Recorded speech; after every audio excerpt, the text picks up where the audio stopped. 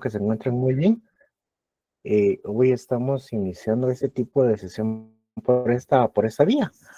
Entonces, vamos a ver qué tal nos funciona realmente para ver la cantidad y así que gracias por el apoyo respectivo, José Alfredo, en cuanto a que se facilite este tipo de amplitud en cuanto a ella. Entonces, esperamos a que nos funcione de una manera positiva y así poder continuar las sesiones por este medio. Entonces, les digo buenas noches a todos.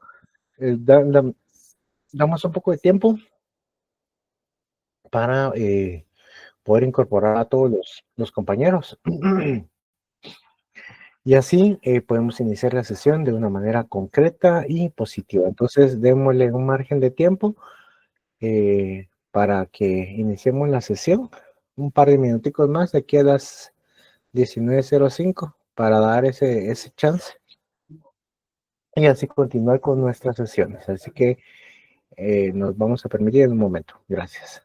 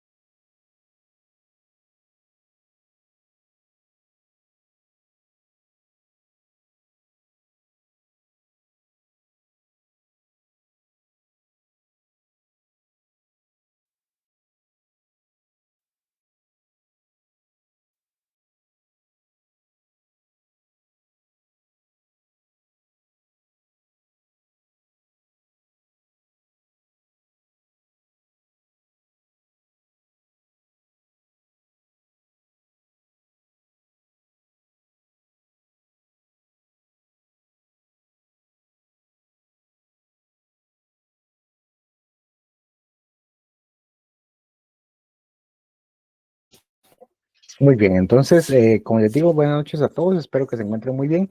Tenemos un acceso nuevo para venir y ver qué tal nos maneja o nos tiene la referencia propia para esta dinámica de las sesiones a las cuales nos estamos acercando. Entonces, por favor, si en este caso ustedes están de camino o están en ese proceso de acercarse a sus hogares, les digo, ¿verdad?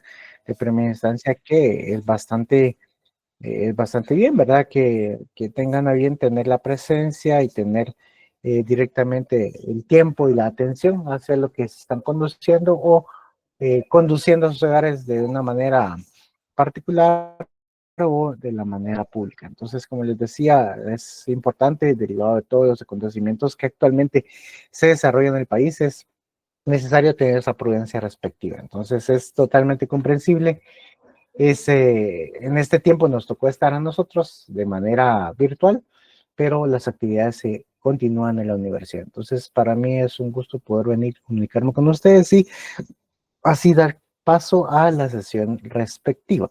Muy bien. ¿Se recuerdan que en anteriores ocasiones estuvimos platicando, tanto ustedes y yo, como el proceso mismo de lograr entender o bajo las divisiones que se daba el concepto jurídico? El concepto jurídico se recordarán de una manera muy a rápido entendimiento, es que lo podíamos dividir por su comprensión, por su relación y por su extensión. Entonces ahí era donde nosotros estábamos directamente vinculados y amarrados, ¿verdad? Por su extensión, que estaban los universales, que estaban también los particulares y singulares. Por su comprensión sabíamos que estaban los simples y los compuestos.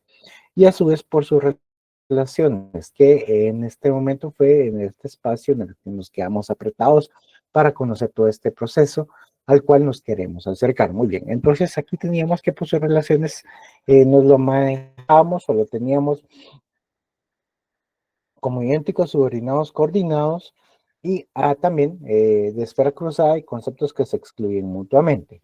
Muy bien, idénticos, hacíamos un tanto la relación propia a entender esta dinámica o ese acercamiento al principio de identidad que nosotros ya estudiamos el primer paso o en el primer módulo de la sesión, de este caso de lógica jurídica. Entonces, ahí es donde nosotros nos acercamos o estamos viendo cómo es de que nosotros podemos abarcar esta temática y esta dinámica trayendo a su vez a su momento este tipo de información por su relación, los conceptos jurídicos de manera idéntica, es decir, los conceptos que significan lo mismo.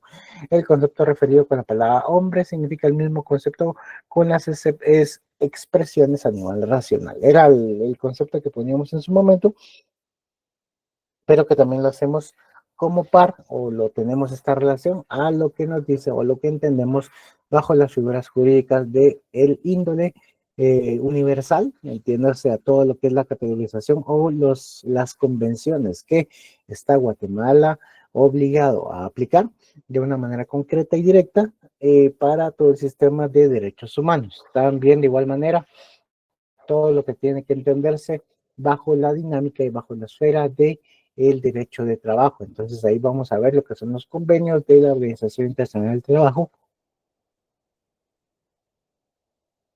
que es la que nos tiene esta misma singularidad de apegarnos a lo que nos establece la Constitución. La Constitución nos hace relación eh, propia, directa, sobre el vínculo de cómo se debe entender todo lo que es la relación de trabajo del trabajador y cuáles son sus derechos. Y la Organización Internacional del Trabajo, por todos los convenios que en su futuro ustedes lo verán, vamos a tener ese acercamiento o esa amplitud hacia los derechos, hacia todas estas circunstancias que van a revestir algún tipo de beneficio hacia el trabajador. Entonces vamos a entender y vamos a ver que aquí se configura este principio que es el indubio pro operario. El indubio pro operario es toda esa protección misma, la duda favorece al operario, si lo queremos ver desde la índole procesal, pero que va a tener esa relación hacia lo que nosotros queremos manejar y hacer. Entonces aquí es el ejemplo propio a lo que estábamos bajo los conceptos idénticos, por su relación idénticos, subordinados el segundo tópico, que es en la relación entre conceptos. Uno está contenido en la extensión del otro. Por ejemplo, el concepto representado con el vocablo hombre está contenido en la expresión que podemos decir como animal, y bajo el concepto propio de lo que es el número par extendido entre el concepto número. Muy bien. Vamos a ver cómo se arropa uno con el otro. Entonces, como les hacía también la relación propia, tomamos otro ejemplo, tomamos otro de los que ya vimos, de los principios, para poder explicar precisamente cómo se desenvuelve esta dinámica a la cual nos estamos acercando. Entonces, es ahí la importancia de saber y entender cuál es la perspectiva y cuál es el foco mismo, ¿verdad? De los fenómenos que nosotros vamos a estudiar. Por eso es importante que ustedes lo tengan y ustedes lo vean. Un ejemplo propio respecto a lo que es o lo que se debería entender la relación en conceptos que está uno está contenido en la extensión del otro. Muy bien, vamos a verlo bajo esta misma dinámica y quiero que me sigan mentalmente. Nosotros sabemos y entendemos que el, el concepto de obligaciones, obligaciones a manera general, ¿sí? Las obligaciones significa que cada uno de nosotros, si lo queremos particularizar con nosotros los seres humanos, obviamente, con las personas, tenemos una circunstancia de cumplir algo que nos establece algún tipo de legislación. En este caso, me voy nuevamente hacia la esfera que es un tanto más dinámica de explicar y que es todo el área tributaria, todo es el área de la el fisco, ¿verdad? ¿Qué es lo que hacemos? Pues nosotros estamos claramente obligados a contribuir, a pagar nuestros impuestos, a hacer ese desembolso propio de lo que tenemos nosotros para pagar este tipo de circunstancias y situaciones. ¿Qué es lo que ocurre? Tomemos el ejemplo de lo que está ocurriendo en este momento. Muchos aducen.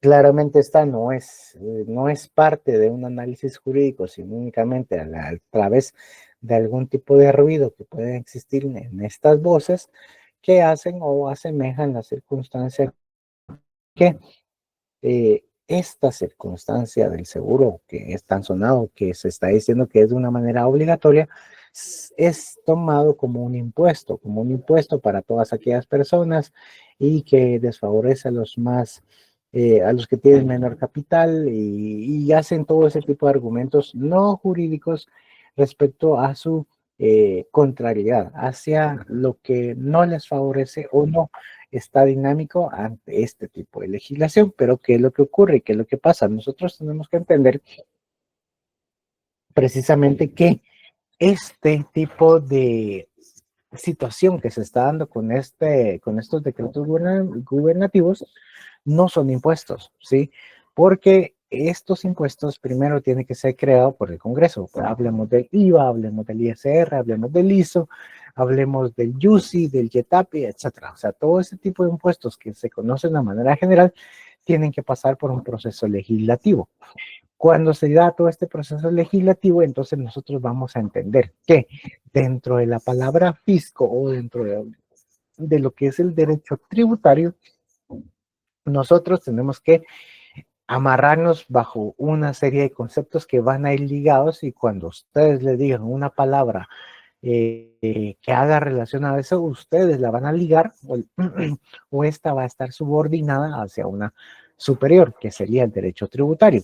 Para entenderlo de esta manera, si yo le digo a ustedes impuestos, ustedes inmediatamente saben o lo relacionan con SAT, lo relacionan con el derecho tributario en sí. Si yo les hago algún tipo de mención en cuanto al concepto exención, cuáles son los exentos, entonces ustedes también pueden hacer esa relación propia, quiénes son los beneficiarios y quiénes son los que definitivamente tienen una circunstancia de no pagar el impuesto específico en sí. Si yo hago una relación de hecho generador, ustedes van a pensar cuando lleguen a ese momento que todo lo que cause algún tipo de modificación dentro de la esfera propia, dígase esfera patrimonial, ISR, o bien dentro de las circunstancias de cómo se va a desenvolver o cómo se presenta un servicio, o bien esa modificación que se hace, allí es donde ocurre esa subordinación. ¿Por qué? Porque se crea o nace lo que es el concepto hecho generador. Y esto es para entender lo que es el derecho tributario, que sería el concepto mayor, y sus ramas sería cada uno de los principios o palabras que les mencioné respecto a ello. Ahora bien, vamos a un ejemplo más entendible para que podamos llevar y transmitir cómo podría ser este tipo de, por sus relaciones, sean subordinados. Nosotros vamos a aferrarnos a esta idea propia de lo que es el derecho civil. Muy bien. El derecho civil va a ser nuestra base, o en este caso, al cual se van a desprender todas las ramas que van a estar subordinadas a este concepto. Y ahí vamos a tener una cantidad ilimitada para poder venir y hacer una relación propia. Si ustedes saben si les hablan de divorcio, ustedes inmediatamente lo relacionan. De hecho, si quieren verlo desde derecho de familia, pero el derecho de familia está inmerso en el derecho civil. Muy bien, si ustedes les dicen, mire, tengo derechos reales, tengo los bienes inmuebles, una propiedad, necesito hacer algún tipo de movimientos, ya sea para garantizar una deuda futura o para ser transables, ¿qué es lo que hacen ustedes? Pues piensan inmediatamente en lo que es el derecho civil. Necesito venir y llevar a cabo todo este proceso mismo para registrar dichos bienes, para que estos bienes inmuebles estén a mi nombre y que surtan efectos legales frente a todos, erga omnes. Entonces nosotros estamos ante el derecho civil.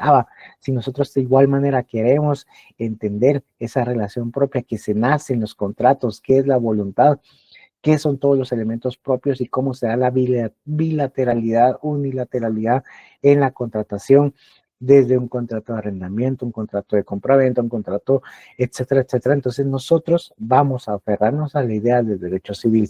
Eso es lo que podemos entender bajo la dinámica de la subordinación. ¿Por qué? Porque nosotros en este momento, a manera de explicación, vamos a entender este precepto propio. Ya en un momento vamos a desenmarañar un tanto más cómo se lleva a cabo o cómo se entendería directamente este tipo de procesos de pensamiento a través de una normativa específica. Nosotros, si nos queremos meter a analizar una norma, ¿cómo vamos a diseñarla? Y cómo vamos a entender si esta norma, este mismo artículo, está, puede ser idéntico a otro, puede estar subordinado a una legislación o a una circunstancia anterior, o bien puede estar coordinado o puede tener, o pueden ser excluyentes en sí.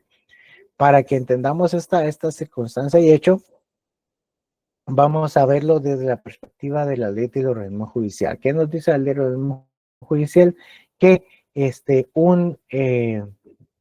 una ley posterior va a derogar una ley anterior, ¿sí? Entonces va a tener validez jurídica una ley posterior. De igual manera, vamos a entender que una norma reglamentaria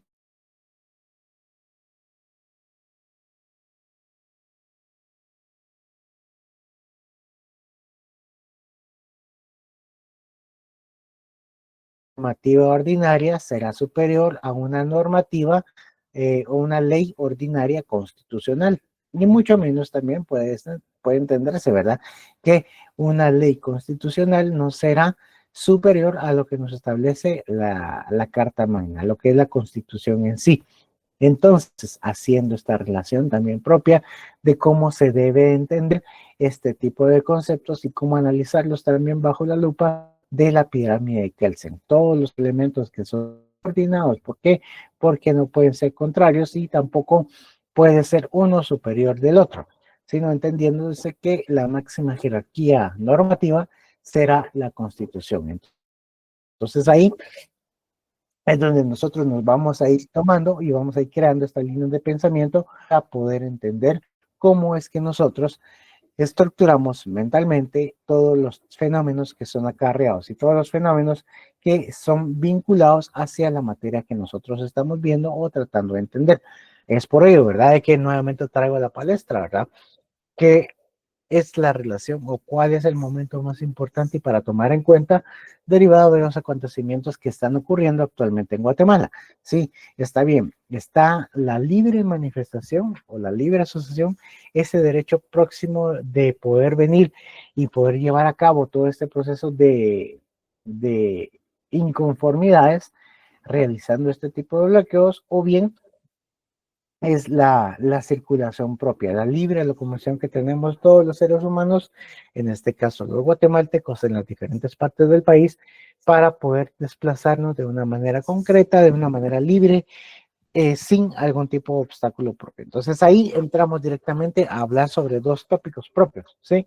Y vamos a entrar bajo este ejemplo con el siguiente elemento, que sería los elementos coordinados. ¿Y qué es por su relación? Coordinados en la relación es la relación entre ambos conceptos. Hay uno cuyas extensiones están igualmente contenidas a un mismo nivel en un concepto con mayor extensión. Vamos a verlo de esta manera: el concepto expresado en números par y el concepto declarado con las palabras números impares son conceptos coordinados y están contenidos en el concepto representado con el término número, o el concepto animal racional y el concepto animal irracional son conceptos coordinados y están contenidos en el concepto animal. Como les digo, estos son ejemplos vulgares, pero al final nos sirven como ejemplificación para hacer un tanto más dinámico o entendible a nivel de primer pensamiento este tipo de ideas que nos está transmitiendo. Entonces, ¿qué es lo que pasa? ¿Qué es lo que ocurre? Bajo esta misma dinámica es entender precisamente cómo existen normativas o conceptos desde su índole coordinada. Y cómo la vamos a ver o cómo la vamos a estructurar en la legislación guatemalteca es tomarlos bajo esta misma perspectiva. Les hacía la referencia hace un momento para lograr entender, captar que ahí sí que poner a la palestra, ¿qué es más importante? ¿Una libre locomoción o una libertad de asociación para manifestar? Pues ambos elementos son importantes. ¿Por qué? Porque no solamente están debidamente establecidos en la Constitución, sino que tienen algún tipo de protección a nivel de convenciones a través de todo este tipo de sistema de derechos humanos que rigen Guatemala y que está obligado a aplicar Guatemala. ¿Qué es lo que pasa? ¿Qué es lo que ocurre? Pues obviamente tendrán sus aristas, tendrán sus momentos para los cuales se podría venir y entender que este tipo de conceptos o este tipo de ideas que se están llevando a cabo, acciones que se están tomando, pues van a contrariar y van a ser muchas veces equidistantes o antónimos entre ellas mismas. Permítanme un segundo, por favor.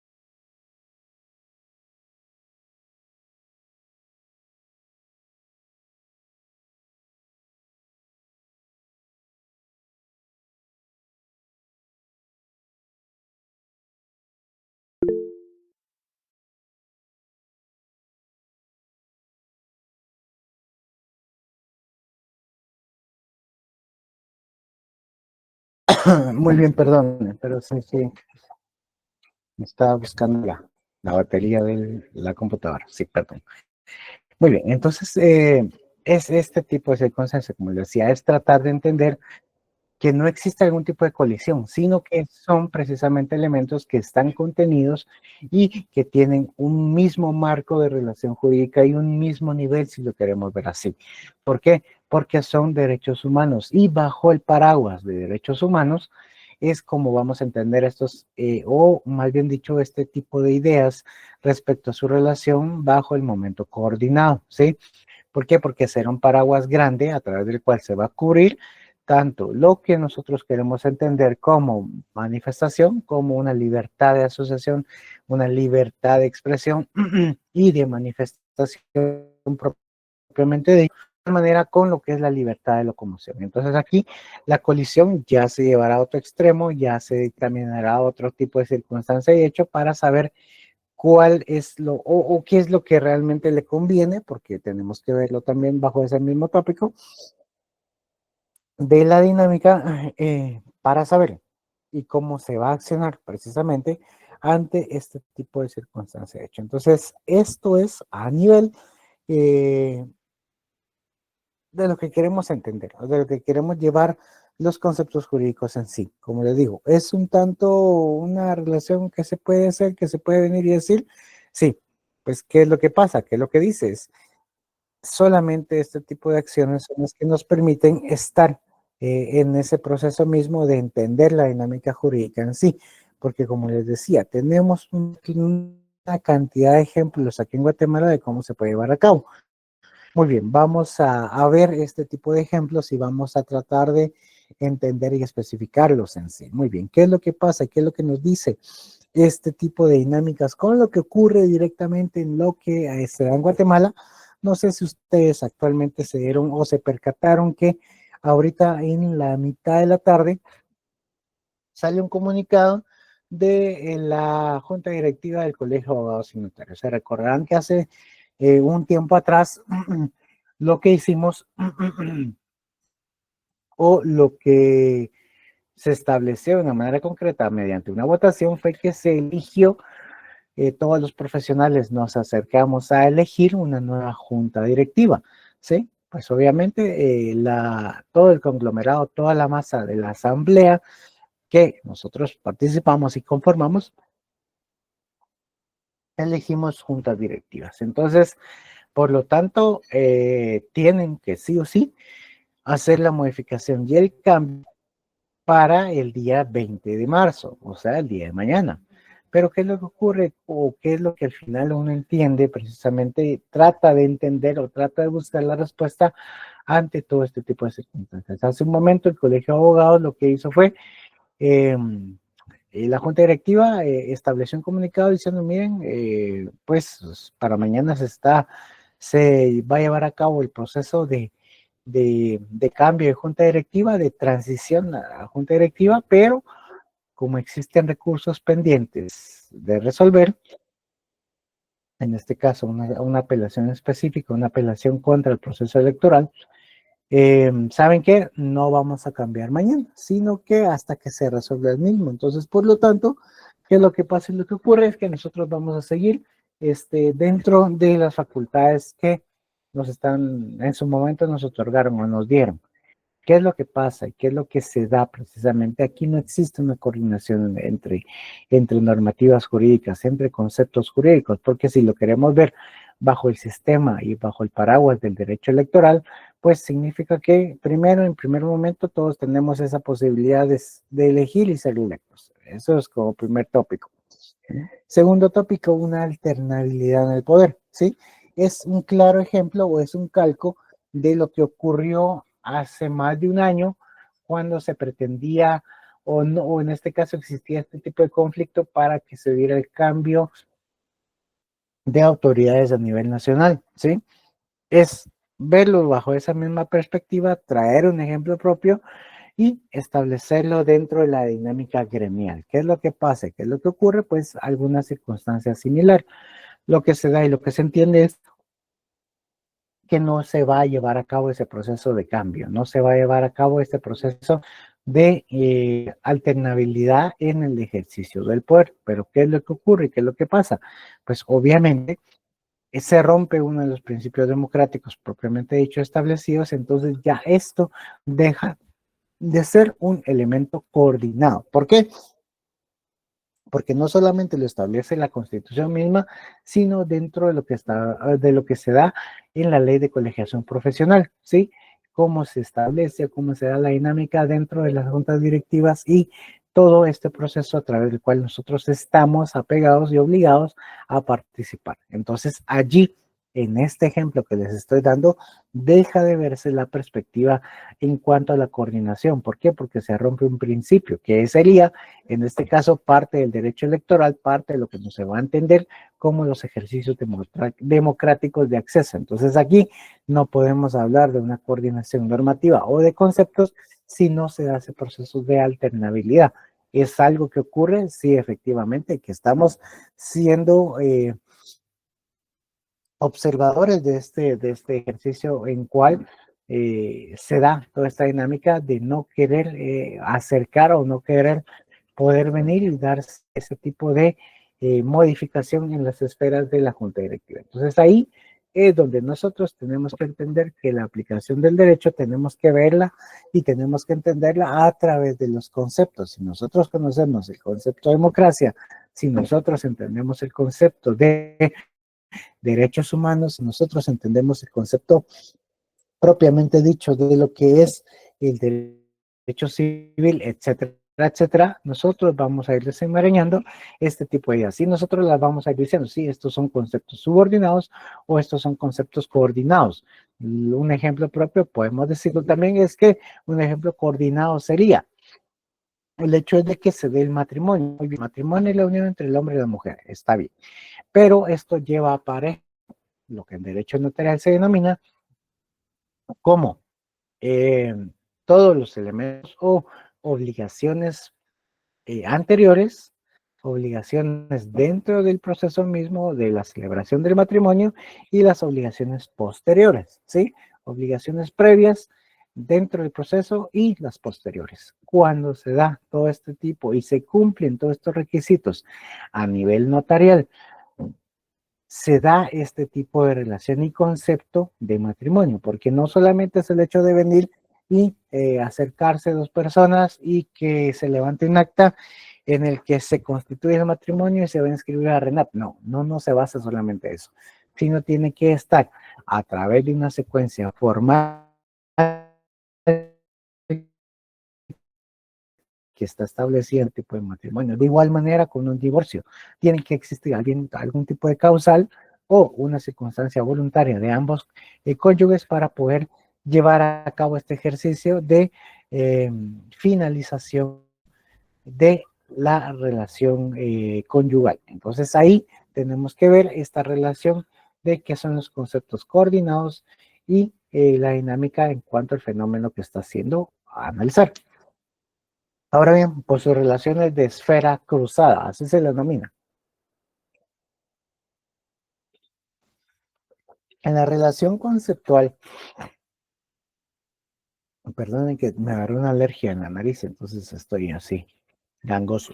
En la relación conceptual, las extensiones de lo mismo se incluyen parcialmente. Por ejemplo, el concepto manifestado con la palabra justo y el concepto expresado con la expresión hombre son conceptos cuya extensión se comprenden parcialmente porque algún hombre es justo. Vamos a verlo y vamos a entenderlo otra vez. En la relación conceptual, las extensiones de los mismos se incluyen parcialmente. Por ejemplo, el concepto manifestado por la palabra justo y el concepto expresado con la expresión hombre son conceptos cuyas extensiones se comprenden parcialmente, ¿sí? Porque algún hombre es justo. Nos tenemos que quedar con la idea de que la esfera cruzada son las extensiones de lo mismo, se incluyen parcialmente. ¿Cómo se va a incluir este tipo de situación y hecho de manera parcial? Y lo vamos a ver con el ejemplo de lo que es el matrimonio, ¿sí? O más bien dicho, con el ejemplo de lo que es el divorcio. ¿Qué es lo que nos dice o qué es lo que nos relaciona de una manera concreta? De que toda persona, de toda aquella dinámica de acercamiento que se tuvo en su primer momento y que posteriormente y que se dio ese tipo de circunstancias en cual no podía subsistir más matrimonio, se dio esta modificación al mismo. Entonces, por lo tanto, la ruptura propia de lo que se entendía. ¿Qué es lo que pasa? ¿Qué es lo que dice? ¿Cómo se entiende todo ello? ¿Cómo se puede verificar este tipo de información propia? ¿Qué es lo que se dice? ¿Qué es lo que podemos entender? Es que cuando se da el divorcio, obviamente se tiene que invocar algún tipo de causal o de una manera voluntaria para poder acercarse ante el tribunal, ante el juez y que decida la disolución del mismo. Muy bien. Pero esta causal, si bien en los promedios que manejan los juzgados de familia existe algún tipo de medición que existe o que se está o que se acude, más bien dicho, a este tipo de situaciones jurídicas por una causal mayor que la otra, estadísticamente, se hace relación a que se interviene más por causales de infidelidad que por falta de la causal en la que nos dice, ¿verdad? Que si alguno de los cónyuges en este caso tuviera alguna limitación en cuanto a la reproducción, también puede ser una causal a través del divorcio, ¿verdad?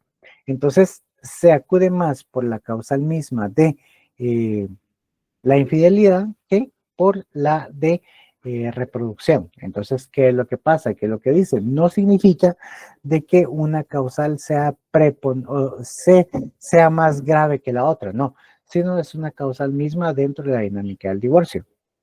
Pero que en este caso, la aplicación a lo que se está observando es de una manera más generalizada. La infidelidad que la causal misma de problemas del índole biológica en alguno de los cónyuges en sí. A eso se refiere el concepto de esferas cruzadas, porque es una extensión del concepto divorcio que se incluye de manera parcial, o sea, bajo esa misma circunstancia de que puede ver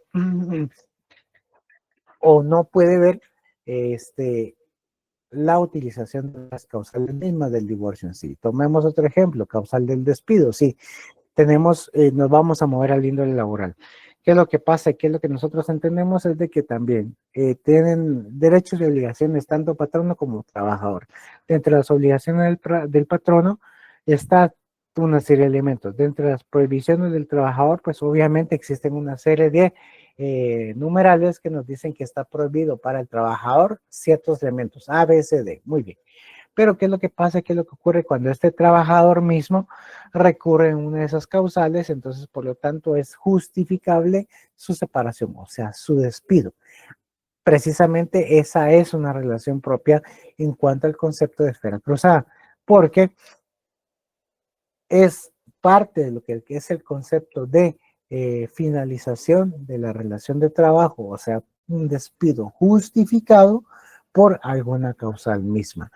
Para entenderlo más bajo esta misma perspectiva, para hacerlo un tanto más explicativo, sería que cada artículo que ustedes puedan venir a observar y entender en la cual tenga numerales, allí precisamente en esa misma dinámica, ¿verdad? Si ustedes establecen que está el concepto A, B, C, D, E, y así lo señala, es entender que son extensiones del propio concepto, ¿sí? O existe despido justificado, sí, A, B, C, D, E. Existe divorcio, sí, A, B, C, D, E. Entonces allí es donde se dan las extensiones o la ramificación misma de lo que se incluye dentro de este concepto. O sea, si lo queremos ver desde la otra perspectiva, ¿va a haber divorcio? Sí, existe esta causal. ¿Va a existir un despido justificado si el trabajador cometió esta prohibición? O sea, realizó esta prohibición y obviamente la circunstancia a través de la cual va a ser sancionado será con el despido directo. Entonces ahí podemos ver y podemos entender que este tipo de normativa o conceptos, el concepto divorcio, concepto despido, se despliega una serie de información que son extensiones que se van a incluir parcialmente dentro del concepto propio al cual se está apegando. Entonces es para verlo y para entenderlo bajo esa misma dinámica de pensamiento, bajo los ejercicios o ejemplos que vimos anteriormente. Muy bien, ahora bien, ¿qué es lo que dice? Conceptos que se excluyen mutuamente. Muy bien, ¿qué es lo que pasa? ¿Qué es lo que es esto me resulta un tanto fácil para mí? de tratar de explicar, pero quiero hacerlo de la manera más dinámica y concreta posible. Muy bien. Tenemos dentro de lo que es el Código Procesal Civil y Mercantil, nuevamente me voy al mundo de la casación, que el mundo de la casación es a través del cual tengo mi ejercicio profesional. ¿Qué es lo que pasa? ¿Qué es lo que nos dice? Muy bien, el Código Procesal Civil y Mercantil nos establece esa dinámica, este pensamiento en cuanto a saber qué es una casación de forma. ¿Sí? Casación de forma que está establecido, eh, perdón, una casación de forma en el cual nosotros vamos a ver y vamos a relacionar bajo la perspectiva de ver los artículos 622, si no me recuerdo, del Código Procesal Civil y Mercantil. Muy bien, entonces ahí tenemos una serie de tópicos y la casación de fondo, que también tenemos una serie de artículos que nos hacen relacionar. Muy bien, ahora me voy a quedar con la casación de fondo, ¿sí? Para la casación de fondo existen eh, tres ramificaciones, si lo queremos ver, o tres extensiones del concepto, ¿sí? Que van a ser aplicación indebida, violación de ley por inaplicación e interpretación errónea. Esos van a ser los tres elementos a través de los cuales se puede venir e instar una casación de fondo.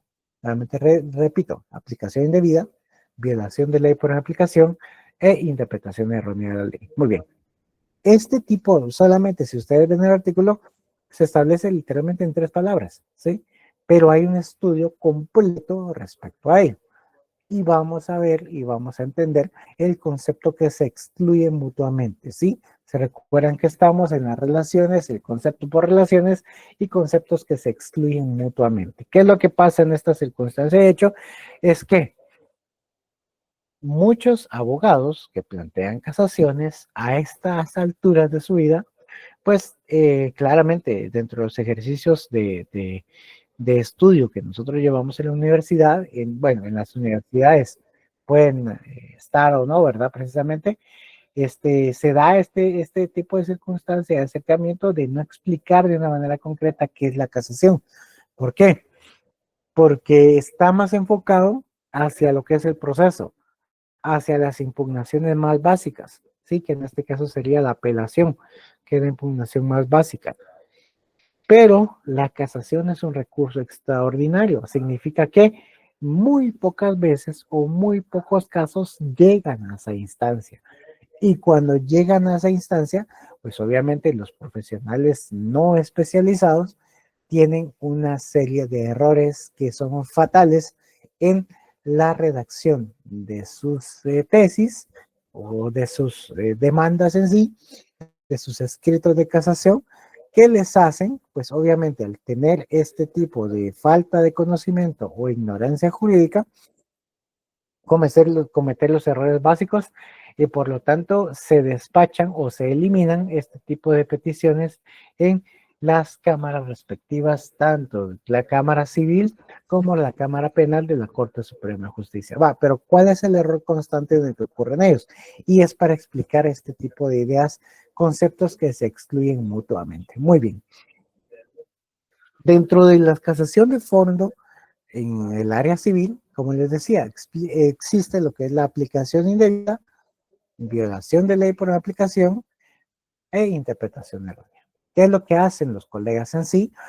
Ellos invocan y dicen, mire, la sala al momento que dictó su fallo, interpretó erróneamente, por decirles un artículo, el artículo 16 de la ley del IVA, ¿sí?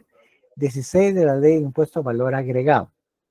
La sala interpretó erróneamente el artículo 16 de la ley del IVA. Muy bien.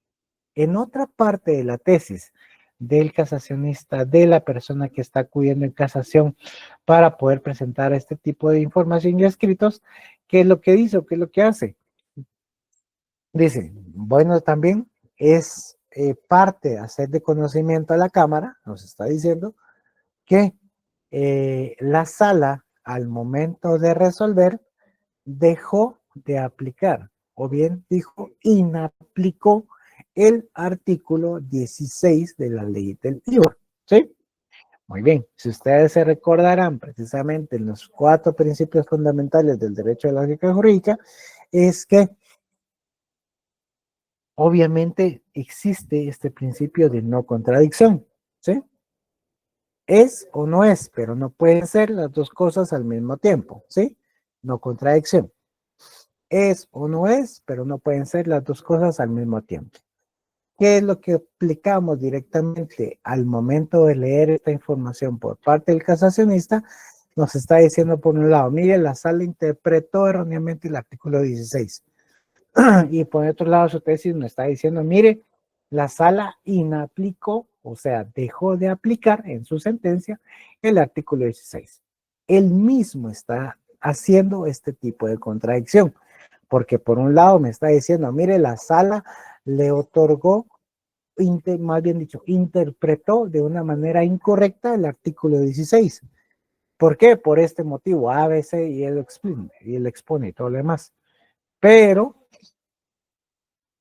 en otro lado de su escrito me está diciendo, mire, al momento de leer la sentencia me percato que la sala no aplicó el artículo 16, dejó de aplicarlo. Y la sala para resolver este caso tenía que aplicarlo. Bueno, entonces aplico precisamente el principio de lógica que me dice, principio de no contradicción. Bueno, es o no es, pero no pueden ser las dos cosas al mismo tiempo. Y es así como se explica este tipo de conceptos que se excluyen mutuamente. Entonces, ¿qué es lo que hago yo? ¿Cómo resuelvo yo este tipo de circunstancias que me presenta el casacionista? Entonces, ¿cómo lo resuelvo? Diciéndole, mire, señor casacionista, en algún momento tu tesis usted está diciendo que la sala interpretó erróneamente el artículo en sí. Y en otra parte de su tesis me está diciendo que la sala no aplicó el artículo. Entonces, estos dos conceptos, o sea, estos dos submotivos, se excluyen entre sí, porque no pueden subsistir al mismo tiempo, ya que la sala, por un lado, no pudo haberla interpretado y por el otro lado, dejarla de aplicar. Entonces, por lo tanto, tu tesis es incorrecta. Entonces allí es donde se entenderá y se ve este tipo de relación propia, aquí los conceptos que se excluyen mutuamente.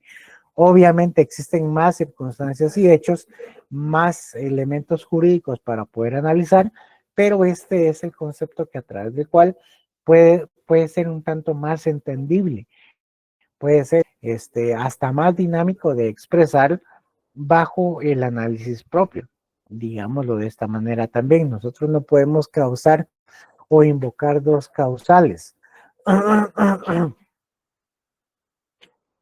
que se van a excluir mutuamente, o sea, que se van a matar de una manera contraria entre ellos, ¿verdad? Digamos que en este caso puedo venir y hablar también respecto a alguna circunstancia de índole administrativa, pero eso ya es un tanto más fuerte, si lo queremos ver así, ¿verdad? En cuanto a la línea de pensamiento, o si lo queremos ver bajo los mismos tópicos propios en cuanto a la celebración de un contrato mismo, o hacia la creación de un documento, un instrumento público que no puede tener ciertos elementos. Para hacerles un ejemplo concreto, ¿verdad? ¿Qué es lo que nosotros tenemos o cómo absorbemos este tipo de ejemplo bajo el siguiente sistema de pensamiento? Muy bien, ante usted llega una persona X, ¿verdad? Viene y les dice, mira, señor notario, por favor, ahí sí que hágame el favor, mire, yo voy a salir del país, pero necesito dejar a alguien que vaya a representar mis negocios, o en este caso me represente de una manera concreta, ¿sí? Que pueda venir y llevar todas mis gestiones. Entonces ustedes le van a preguntar, sí, bueno, sí sus gestiones, pero en específico, ¿qué gestiones? Ah, bueno, es que mire, fíjese que yo estoy tramitando un divorcio, sí. Estoy tramitando un divorcio, entonces, por lo tanto, necesito que esta persona lleve todo el proceso del divorcio, pero que se esté divorciando en mi nombre. Yo tengo que salir del país, me voy a ir a Estados Unidos. Dice, sí, no tengo una fecha de regreso, entonces lo que necesito es divorciar.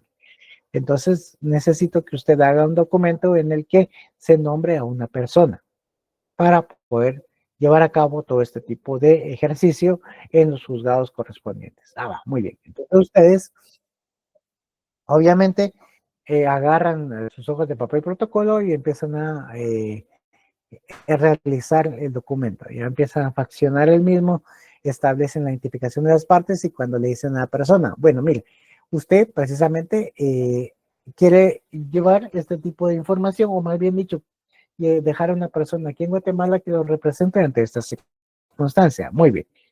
Pero, eh, ¿quién va a ser la persona? Ustedes como notarios claramente lo saben y van a establecer ese tipo de asesoramiento al decirles a la persona, mire, este, quien puede ser alguien que lo vaya a representar judicialmente van a ser únicamente dos personas. O va a ser un familiar directo de ustedes dentro del grado de ley, cuarto grado con consanguinidad, segundo de afinidad, o bien un abogado, ¿sí? Solamente esas dos personas van a poder llevar a cabo este tipo de circunstancias o trámites ante las circunstancias e instancias judiciales. Muy bien. ¿Qué es lo que pasa? ¿Qué es lo que ocurre? Entonces, ustedes lo saben, le dicen, mire, necesito el nombre, ya sea de un familiar o un abogado. Esta persona le dice, no, ninguno de los dos.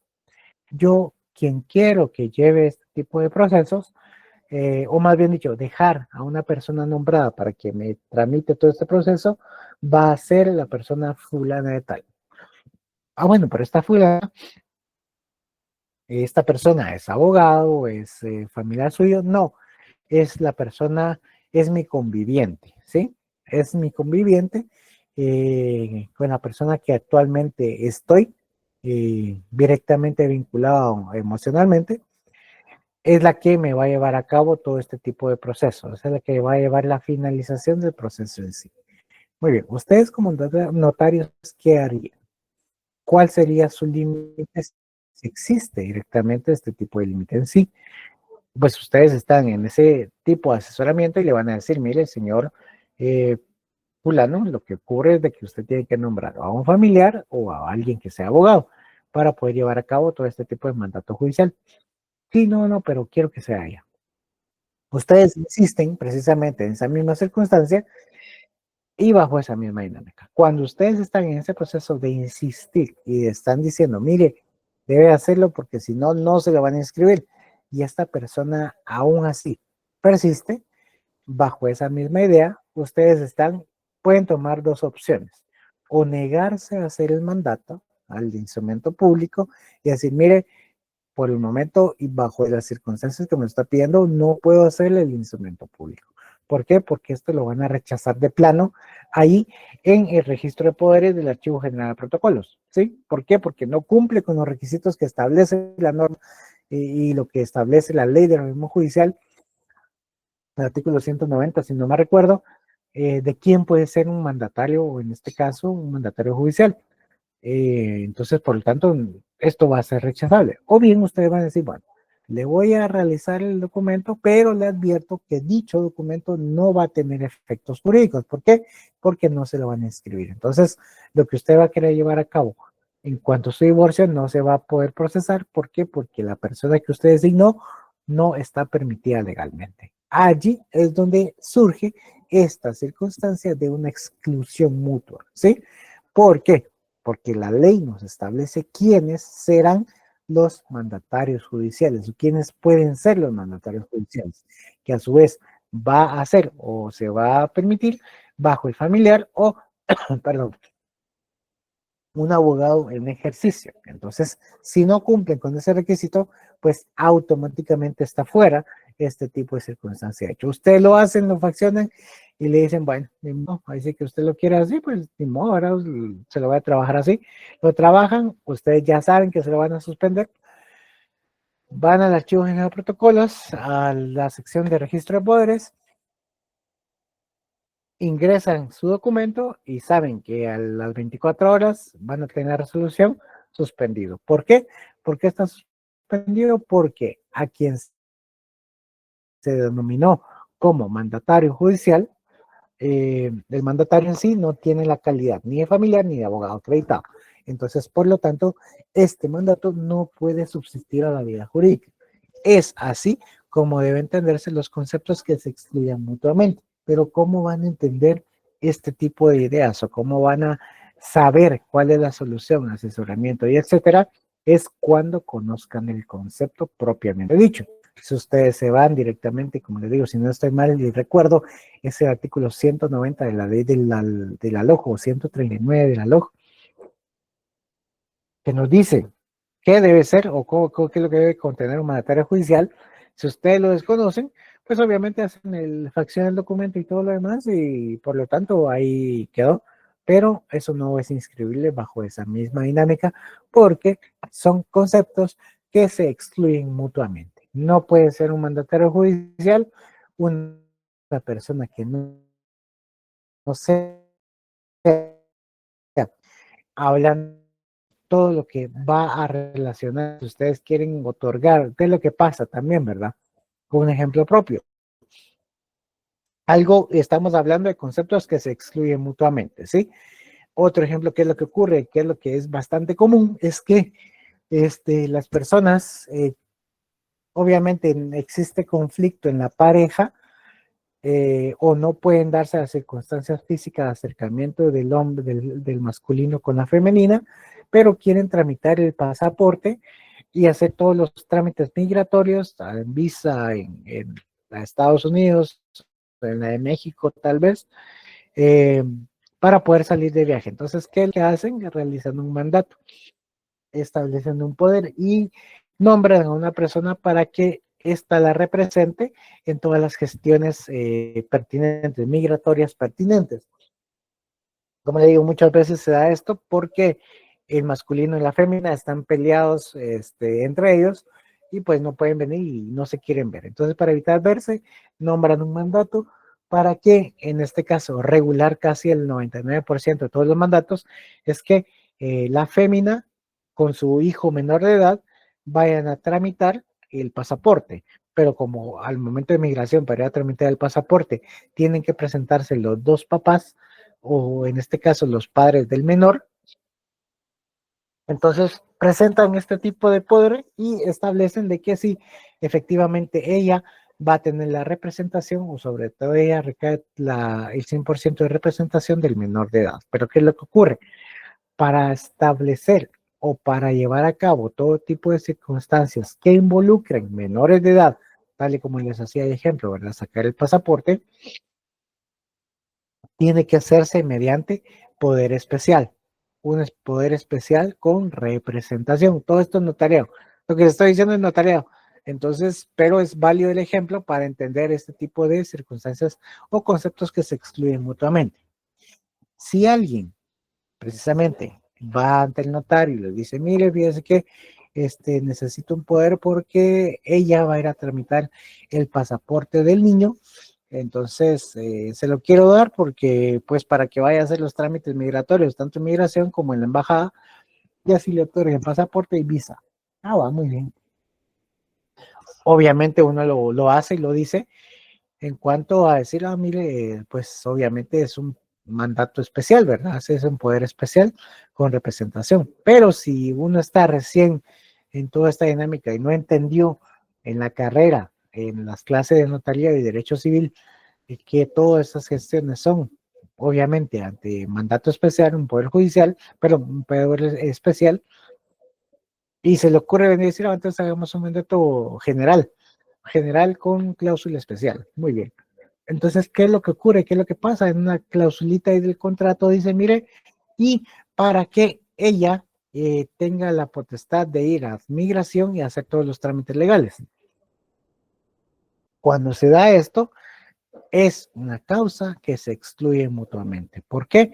Porque el Código Civil nos establece que toda la relación de menores, todo lo que tenga vinculación hacia los menores y que se esté otorgando algún poder, tiene que hacerse a través de un poder especial, porque estos poderes especiales revisten esa singularidad. No puede ser algo general, tampoco puede ser algo judicial, sino que tiene que ser especial, ya que va dirigido hacia acciones bajo las cuales va a tener el menor algún tipo de preponderancia dentro de las acciones que se lleven a cabo. Entonces, por eso es un poder especial. Y no se pudo hacer eso, no se llevó eso, entonces, ¿qué es lo que ocurrió?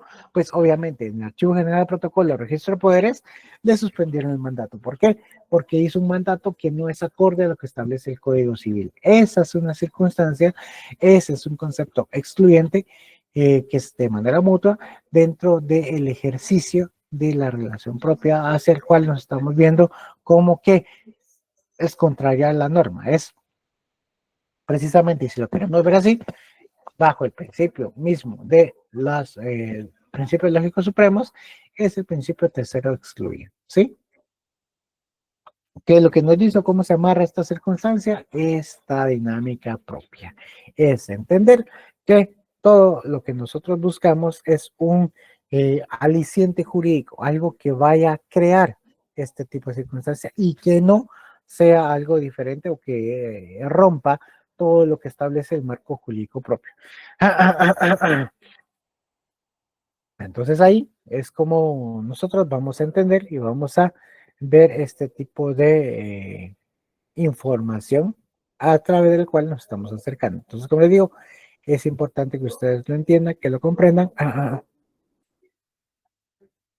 para poder venir y ver, entender qué es lo que estamos viendo. Entonces, preguntas, dudas que tengan, por favor. ¿O todo claro o nada entendido?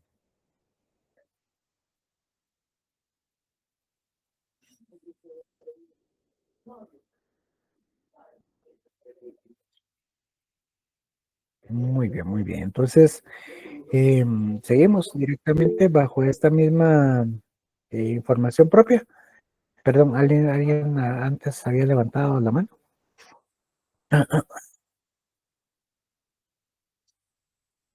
Como les digo, por favor, los que se conducen en el tránsito, mucho cuidado.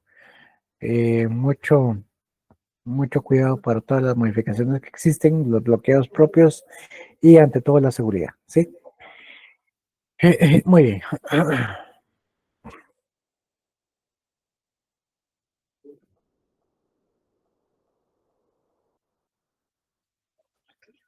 Vamos a continuar. Dame un segundo mientras me bajo.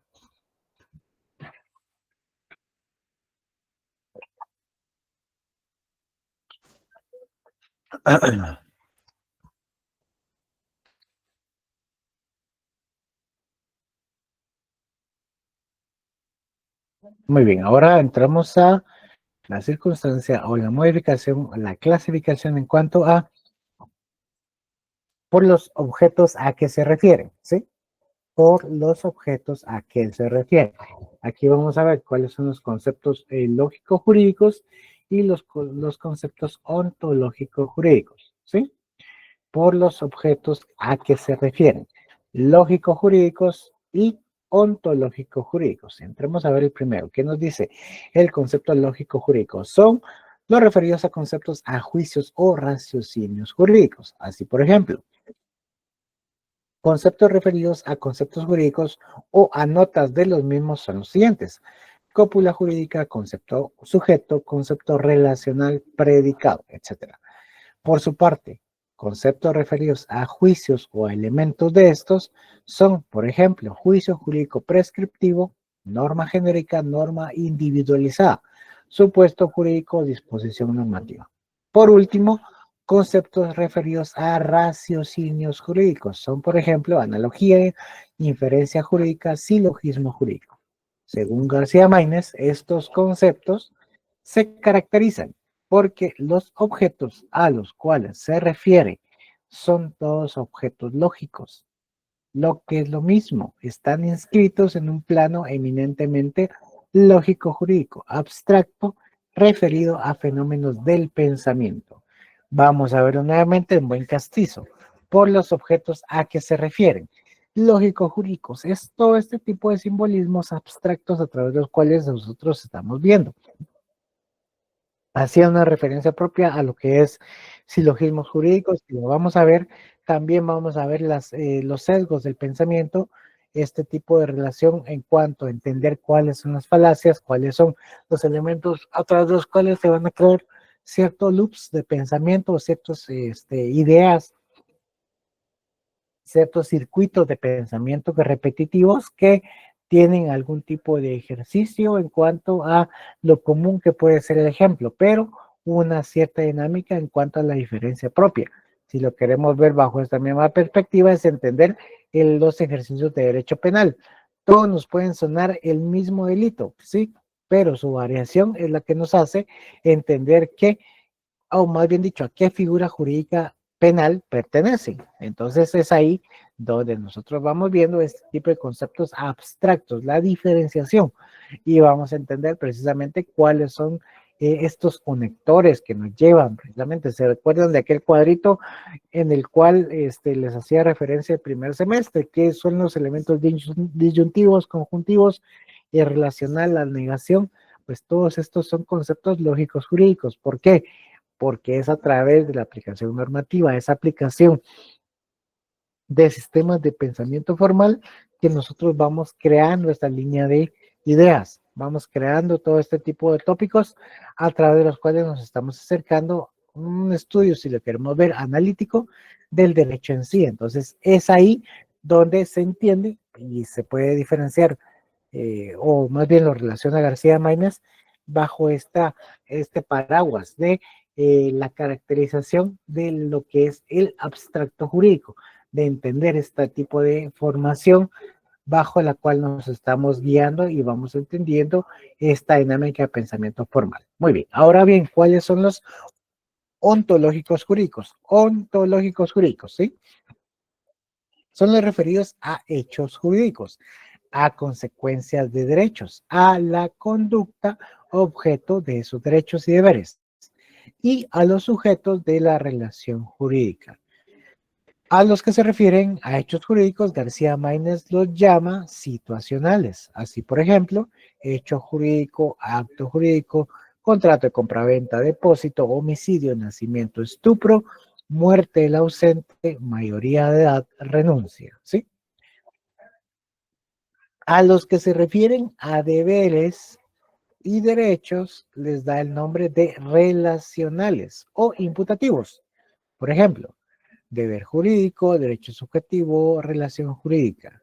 A los que aluden a la conducta objeto de deberes y derechos los llama predicativos. Así, por ejemplo, hacer, omitir, vender, comprar, pagar el precio, entregar la cosa al comprador, dividir en forma equitativa. Y por último, a los que mientan a la persona les designa con el nombre de substantivos. Substantivos de substancia, no de sustancia, sino de substancia, de la substancia misma, de la esencia, ¿sí? No algo sustantivo, ¿no? Como son normas genéricas, sino substantivo, relacionado a la esencia misma. Por ejemplo, sujeto de derecho, obligado, pretensor, sujeto activo, albacea, depositario, sindicato, sociedad anónima. Entonces, esto es importante que ustedes lo tengan para su segundo parcial, ¿sí? Por los objetos a que se refieren, lógicos jurídicos y ontológicos jurídicos. Aquí García Maínez los divide en cuatro. Situacionales, están también situacionales, relacionales o imputativos, los predicativos y a los sustantivos. Entonces es para verlo de mayor a menor, si lo queremos ver así, o cómo se establecen las relaciones individuo y fenómenos jurídicos propiamente hechos, situacionales, contrato de compraventa. ¿Por qué? Porque estamos ante esa acción misma de poder llevar a cabo esta transacción, ¿sí? Contrato de arrendamiento, estamos ante ello, ¿sí? Ahí sí que algo situacional, un matrimonio, ¿sí? Estamos ante ello, una situación, el divorcio, estamos ante eso. El contrato laboral, estamos ante ello, es una relación situacional.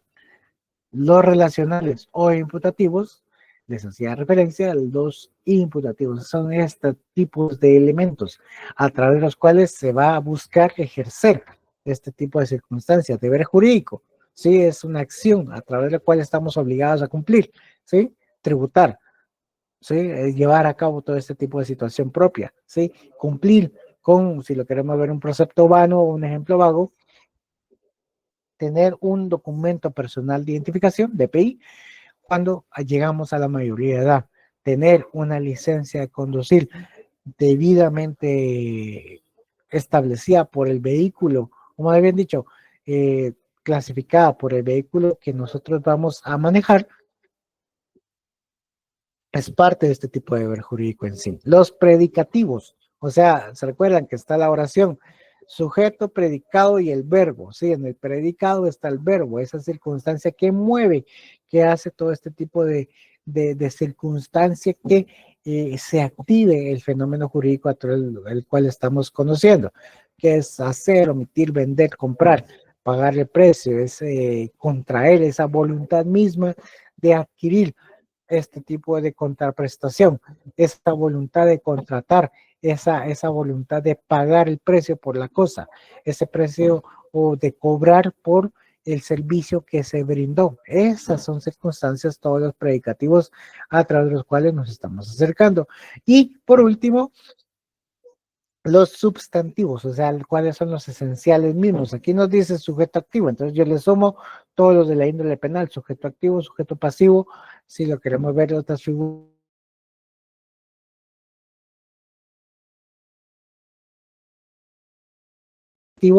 que sería arrendante, arrendatario, comprador, comprador, vendedor, hablando de derecho notarial, mandante y mandatario, es esta misma circunstancia, es venir y llevar a cabo todo este conocimiento de la substancia de los elementos en sí que está siendo sujeto al análisis propio. Muy bien, cortamos ahí y vamos a ver lo que es la ley de la correspondencia, ¿sí? La ley de la correspondencia no es nada más ni nada menos que una circunstancia para acercarnos en cuanto a lo que nos dice García Maínez, ley de correspondencia, el cual nos indica que a cada concepto lógico jurídico corresponde otro ontológico jurídico y al revés, ¿sí? Nuevamente les digo, la ley de la correspondencia, no voy a decir a la ley de la correspondencia, la ley de los emails, o es de la correspondencia que se daba a nivel de cartas, la ley que se da a nivel de todo este proceso de la comunicación mediante cartas, mediante todo. No, no, esa no es la ley de la correspondencia, sino la ley de correspondencia que nos dice García Maínez es a cada concepto lógico jurídico corresponde otro ontológico jurídico y al revés, lo que es consecuencia de la distinción entre el plano de la regulación jurídica de la conducta y el plano de la conducta jurídicamente regulada, ¿sí? ¿Y cómo lo vamos a entender? Aquí tenemos un cuadro de análisis en sí, el concepto lógico jurídico y los conceptos ontológicos jurídicos. Vamos a tener un concepto lógico jurídico que se denomina supuesto jurídico. Y vamos a tener el concepto ontológico jurídico que es el hecho jurídico.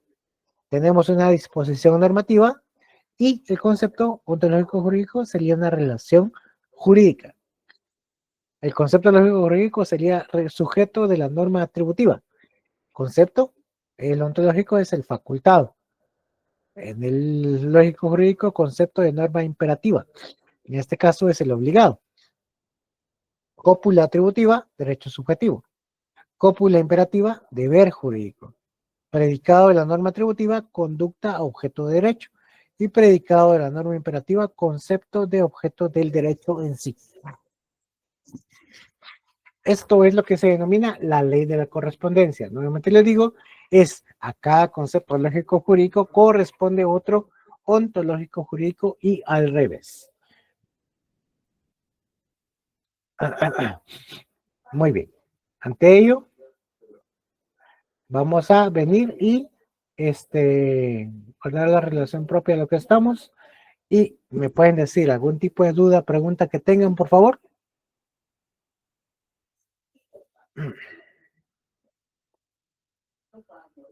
Muy bien, entonces ya que no hay dudas respecto a ello, les informo que Vamos a estar comunicando con coordinadores.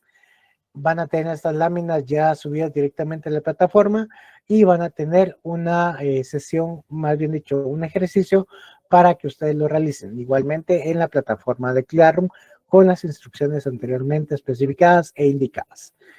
Dudas, preguntas que tengan por los canales respectivos, ya sea con José Alfredo o con Tati, por favor, respecto a las tareas individuales. Las tareas grupales vamos a organizarnos bajo esta misma información en cuanto a la distribución de temas y la creación de los mismos.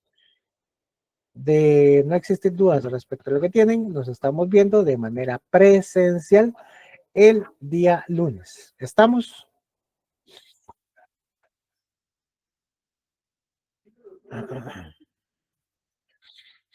Gracias, licenciado. Gracias, Lick. Feliz noche.